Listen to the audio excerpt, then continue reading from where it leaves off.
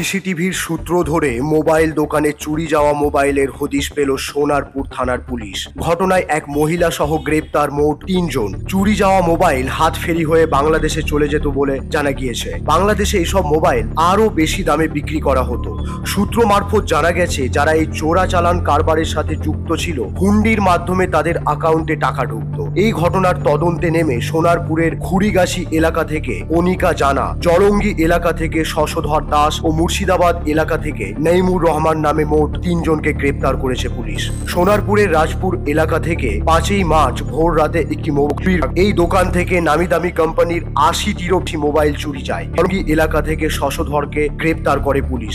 তার কাছ থেকে বেশ কয়েকটি মোবাইল উদ্ধার করা হয়। তাকে জিজ্ঞাসাবাদ করে জলঙ্গি থেকে নঈমুর রহমান নামে একজনকে গ্রেপ্তার করা হয়। সেও এই চোরাচালান কারবারের সাথে যুক্ত ছিল। এদেরকে জিজ্ঞাসাবাদ করে পুলিশ সোনারপুরের খুড়িগাছি এলাকায় কনিকা জানার বাড়িতে তল্লাশি চালালে সেখান থেকেও বেশ কিছু মোবাইল উদ্ধার করে পুলিশ। পুলিশ সূত্রে জানা গেছে, মোবাইল চুরি করার পর তা কনিকার বাড়িতে স্টোর করা হতো। তারপর সময় সুযোগ মতো মোবাইলগুলি পাচার করা হতো মূলত মালদা ও মুর্শিদাবাদ এলাকায়। সেখান থেকে পাচার করা হতো বাংলাদেশে। এই চক্রের সাথে আরো অনেকেই যুক্ত আছে বলে মনে করছে পুলিশ। অভিযুক্তদের জিজ্ঞাসাবাদ করে বাকিদের সন্ধান চালাচ্ছে সোনারপুর থানার পুলিশ। দক্ষিণ ২৪ পরগনা থেকে বাবলু প্রামাণিকের রিপোর্ট, বিশ্ব টাইমস। ফিরবে হুঁশ, জাগবে মানুষ। একটা দোকানে মোবাইল চুরি হয়, প্রায় ৮২টার মতো মোবাইল চুরি হয়। সেই খবর এখানে হওয়ার পরে কেস এখানে স্টার্ট হয়। তারপরে আমরা ওখানে দোকানের ভিতরে একটা সিসিটিভি ছিল, সেটাকে অ্যানালাইজ করে ২ জন লোককে দেখা যায় যারা এই চুরিটা করছে। তার পরবর্তীকালে আমাদের থানার সোনারপুর থানার টিম ও এসএসজি সহযোগিতায় একটা লিড পাই যে জলঙ্গিতে একটা ফোন মুখে জেলার মধ্যে। সেই ইয়েতে আমাদের কৃষি পার্টির অফিসার সুজিত দাস সরকারও ওখানে যায়। ওখানেও ২-৩ দিন ওখানে ক্যাম্প করে থাকার পরে একজনকে ওখান থেকে অ্যারেস্ট করার পর জলঙ্গিতে ওখানে মোটামুটি প্রায় ২১টা ফোন রিকভারি হয়।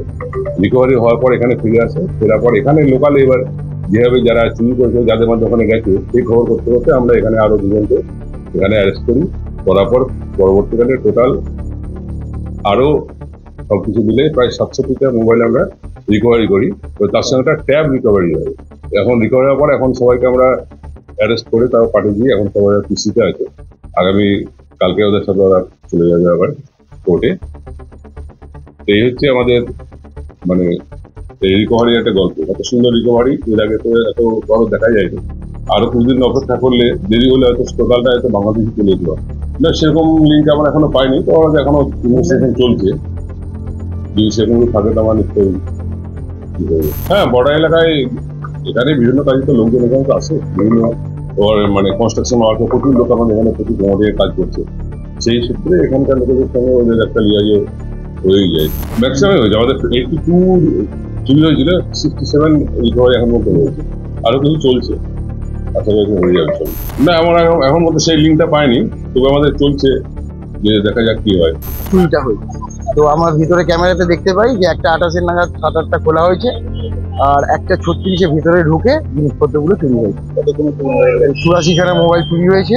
তার মধ্যে এবারে এখন কতগুলো আমি রিকভারি পাবো জানি না, সেটা থানা আমাকে জানাবো। জানালে আর কিছু চুরি হয়নি। অ্যান্ড্রয়েড ফোন ম্যাক্সিমাম বলছে রিকভারি হয়ে গেছে। ৬২ কি ৬৪ পিস পাওয়া গেছে।